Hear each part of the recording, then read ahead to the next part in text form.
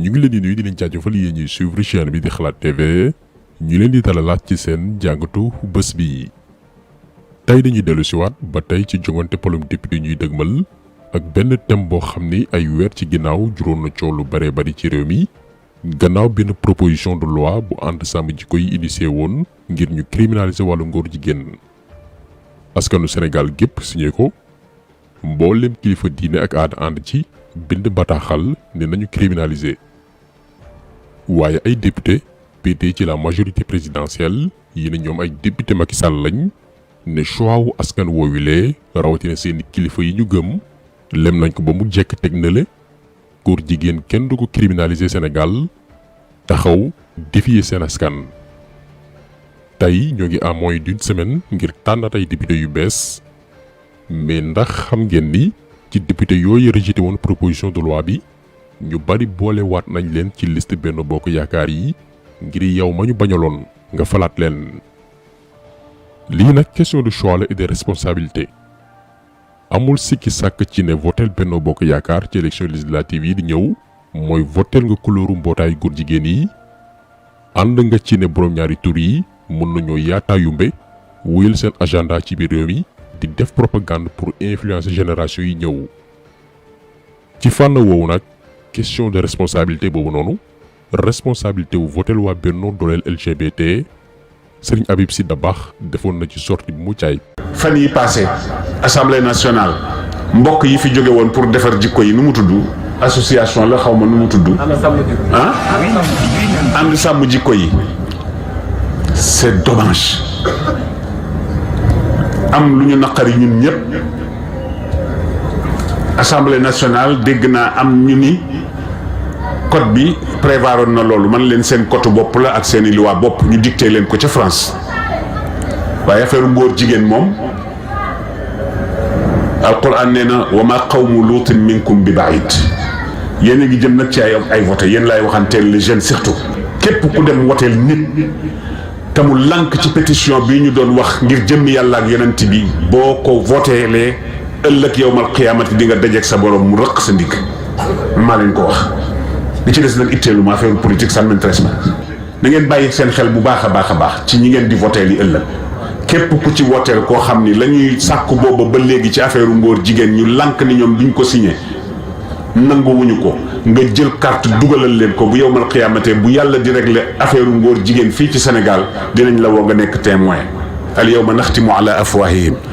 wa tukallimuna aydihim wa tashhadu arjuluhum bima kaanu yaksibuun. bàyyi leen xel ci loolu yéen les jeunes laay waxanteel. donc côté Benno moom yaakaar nañ ni kon leer na voté leen dafay laaj ëllëg nga layoo ko ak sa borom ndax dafay mel ni da nga ànd ci ñuy dooleel góor jigéen yi. mu des kon yeneen coalition yi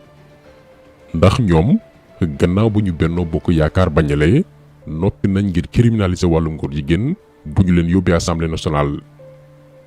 bu ñu ne yeneen coalition yi nag mooy bokk gis-gis naataange askan wi aar Sénégal coalition buntu bi les serviteurs MPR yeewi askan wi ak wàllu Sénégal. ci fànn boobu nag collectif ànd sàmm jikko yi envoyé nañ ay mémorandum mbooleem coalition yi ñu leen limal benn poñ ci mémorandum boobilee ñu laaj leen ndax noppi ngeen ngir criminaliser wàllu ngóor jigéen bu ñu leen falee. am nañu tontu mu leer naññi ba noppi joxe seen position publiquement mu leer am ñoo xam ni seen discours leerul dañuy signaler gauche di jàddu droite am ñeneen ñoo xam ni tontuwuñu loolu mooy duñ ko voté. ñoom ñëpp daañu ñëw ci seeni cas sénégalais xam kii kan mooy kan. parce que tamit mbiru borom ñaari tur yi dafa di sujet bu sensible ci ñu bari ci suñu homme politique yi ndax am na ñoo xam ni dañoo jàpp ni seen falu mi ngi dépendre ci lobby internationaux yi nga xam ni ñoo porté l'agenda LGBT bëgguñ ñooñu mere leen. genre politicien yooyu nag ñi nga xam ni ñemewuñu wax ci mbiru borom ñaari tur yi mu leer naññi ragal pété ku leen dénk ndombal tànk xamal ni delloowaat nga sa bopp ci mbuumu njaam ndax ñoom psychologiquement ci seen bopp jàpp nañ ni seen nekk député mbaa président dafay dépendre ci bët bi leen tubaab bi di xoolee ci lu neex tubaab bi ba tax na bëgguñ wax wala jëf luñ leen di meree rawatina wàllum borom ñaari tur yi. alors que ñun africains yi dañoo gëm ni ñun ak réewu Occident yi bokkuñ la même vision du monde. ñoom dañoo gëm ni développement dafay ànd ak doomi aadama bi topp bakkanam sëy ku ko neex diine wala cosaan bañ ko tënk. alors que ñun dañoo gëm ni développement dañ ko war a ñàkk ak ay valeur looy jombale sa bopp di xeex ak subaak ngoon ak sa bakkan. valeur du diine ak aada yi di feeñ ci lépp lu ñuy def ba ci fa ñuy nasee ko nocci. léegi nag ñu ñëw ci daj dëpp gi maanaam gannaaw ba waa ànd sàmm jikko yi envoyé bataaxal coalition yi ñan ak ñan ñoo ànd ci ne bu ñu leen falee daañu criminaliser wàllum góor jigéen ci Sénégal. coalition buntu bi te El Hadj Ibrahima Mbow jiite ko ñoom tontu nañ ne ànd nañ ci criminaliser wàllum góor jigéen bés bu ñu leen falee. naataange askan wi seen tête de liste di Cheikh Alassane Sène ci seen côté tamit tontu nañ bataaxalu ànd sàmm jikko yi ne bu ñu demee assemblée nationale daañu criminaliser mbiru borom ñaari tur yi. coalition les serviteurs MPR bu Pape Djibril Fall ñoom aussi répondre nañ ci mémorandum bi ne bu soobee yàlla bu ñu leen falee daañu bokk ci ñuy porter proposition de loi ngir criminaliser wàllum góor jigéen ci Sénégal. wàllu Sénégal itam te maître Abdoulaye Wade jiite ko signé nañu charte d'engagement bi leen ànd sàmm jikko yi envoyé ne noppi nañ pour la criminalisation. Yewwi Askan Wi également te Ousmane Sonko di seen tête de liste ñoom gannaaw ba ñu àndee ci criminaliser mbir yi dañ ko booleeg fësal ko ci mbooloo à travers seen campagne. xam na mbir boo koy def da nga koy ñeme wala nga bako bëri na ñu nekk ci réew mi di wax ci politique ña ci ñeme taxaw jàkkaarloog yéen ne leen man su leen ma wóoloo jiital ma assemblée nationale dinaa voté loi boo xam ne loolu dañ koy araamal fii ci Sénégal ñoom ñëpp ñu ngi lam-laame xam ngeen Macky Sall biñ ko waxee ci mbir mi dafa ne loi bi nga xam ne moo fi nekk nga xam ne loi vers 1960 ba léegi loi boobu acte contre nature la wax nee na loi boobu doy na ñun nee nañu loi boobu réglé wul problème góor jigéen parce que àdduna si dafa toll foo xam ne tubaab bi dañu am seen benn programme mooy képp ci àdduna dañu fexe ba imposer ko kon ñun dañu ne su ngeen ñu yóbbu assemblée affaire Macky Sall yooyu ñu laam-laamee naan li fi nekk baax na bëgg lu neex tubaab yi ñun dañuy wax lu leer dinañu voté loi boo xam ne day leeral na définitivement. donc moment bi ñuy def vidéo bi muy bésu lundi 25 juillet 2022 jàpp leen ni juróomi coalition ñoo ànd ci criminaliser wàllum góor jigéen muy buntu bi naataange askan wi les serviteurs wàllu Sénégal ak Yewwi Askan Wi. mu des nag ñetti coalition bi ci njëkk di Benno Bokk Yaakaar bi nga xam ni xëy na waa ànd sàmm jikko yi dañoo bëggoon rek yamale ñëpp moo tax ñu envoyé leen laaj leen mais ñun xamoon nañ ni duñu tontu ndax ku la bañal proposition de loi ay weer ci ginnaaw boole ci recruter ay imam pour ñuy wër di yàq sa der kooku du tay la koy nangul. donc ñoom waa coalition dooleel góor jigéen yi tontuwuñu te bettul kenn franchement ndax ñoom dañoo ànd ci agenda wu borom ñaari tur yi dañoo noppi ngir doole leen. boo ko gis-gis bu Pape Diop ñoom depuis le 4 juillet comme niñ ko defeek mboolem coalition yi lañu leen envoyé mémorandum bi tontuwuñu ba ànd sàmm jikko yi tàmbali génne liste coalition yi wax ni dañuy criminaliser ñuy soog a bind bataaxal ne jotuñ mémorandum te jot nañ ko ci lu wér mais dañoo lànk bañ a tontu. waa Aar Sénégal te seen tête de liste di Thierno Alassane Sall tontu nañ ci turu Thierno Bocoum mais ci seen réponse waxuñ oui waxuñ non ci mémorandum bi ñu leen envoyé muy criminaliser ngóor jigéen. dañ ne daal ubbeeku nañ ngir waxtaan ci te itam bu ñu demee assemblée nationale noppi nañ ngir défendre valeurs yi surtout xeex wàllu borom ñaari tur yi. waaye ndax dañuy criminaliser am déet tontu wuñ ci donc seen position leerul ci wàllum criminalisation. mais ñun seen position bettuñu li tax bettuñu mooy kenn ci seeni leader muy Cheikh Oumar Sy weer bi ñu génn rek la doon dal ci kaw waa ànd sàmm jikko yi ba ci ñun ñii ne li ñuy tuumal assemblée nationale dara newu ci dëgg di défendre assemblée nationale Benno Bokk Yaakaar bi rax ci dolli ne document PGA yi maanaam mbootaay bi recruté ay député fépp ci àdduna bi ngir ñu défendre benn agenda góor jigéen te ñoom Djibril War et consort bokk ci mu ne ay documents yu faux la amul alors que waa PGA ñoo ko publier dugal ko seeni site ba tudd ko ci moom Cheikh Oumar Sy donc bu nee documents yi amul waxul dëgg moom tey dafa amoon possibilité ngir setal deram wax waa PGA ne leen bokkuma ci yéen damay criminaliser ngóor jigéen mais ba tey mi ngi ji fi jaafa di wëlbatiku di attaquer ñiy xeex góor jigéen yi di ci wutaale tur te ñun duñ ko may ndax tappalekat la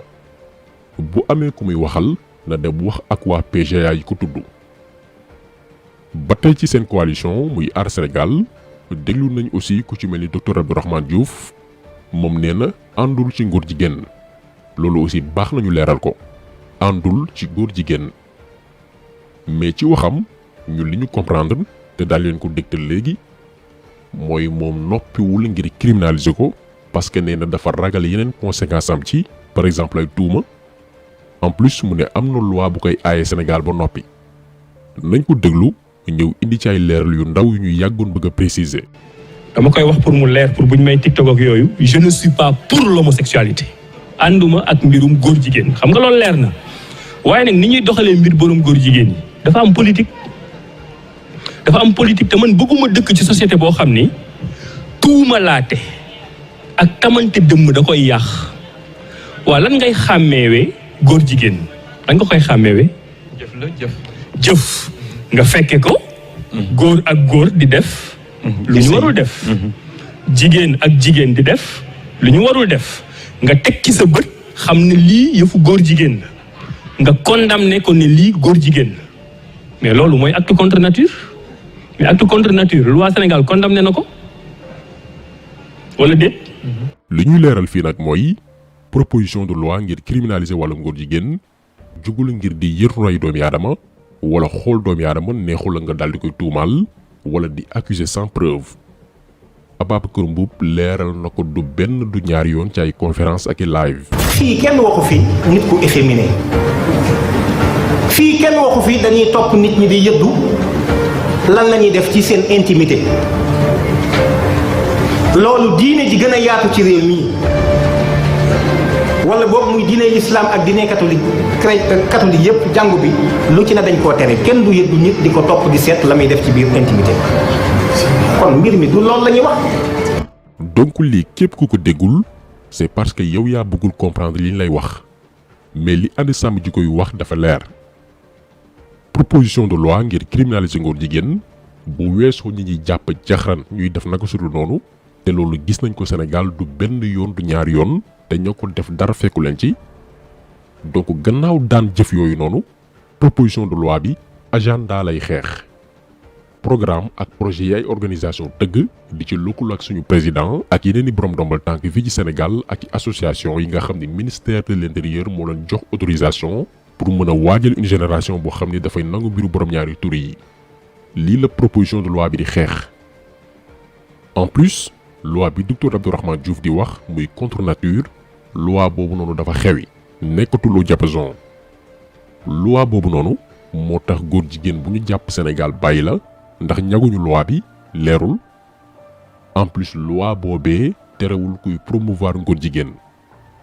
maanaam benn sénégalais ay organisation bitim réew fay ko ngir mu sol drapeau borom ñaari tur yi mbaa di leen defal promo wala di lawal seen agenda yoonu Sénégal prévoiru ci benn daan alors que proposition de loi bi ànd sàmm ji koy initier dafay rëqandiku képp kuy promouvoir ngóor jigéen ndax ci loolu la lobby internationaux yi bëgg a jaar ngir soofantal góor ak góor ak jigéen yi sëy donc waa Aar Sénégal dañu jël seeni responsabilité ni criminaliser wuñu wàllum ngóor jigéen mais pas di wut ay porox ndoll wala di réeral opinion bi ndax ñoom xam nañ bu baax loi bi ñu proposé assemblée nationale lu muy wax ñu jàng lañ déggu loi xam lan mooy interprétation donc ci tënk jàpp leen ni kon juróomi coalition yii ñoo nangu ne bu ñu leen dénkee assemblée nationale daañu criminaliser dàq bépp jëf ak lépp luy promouvoir ngóor jigéen muy coalition buntu bi coalition naataange askan wi coalition les serviteurs waa wàllu Sénégal ak coalition Yewwi Askan Wi kon tax seetlu bi tey loolu la woon ñu ngi leen di gërëm di leen jaajëfal di leen di daje incha allah beneen yoon ci beneen jàngat jaa ngeen jëf.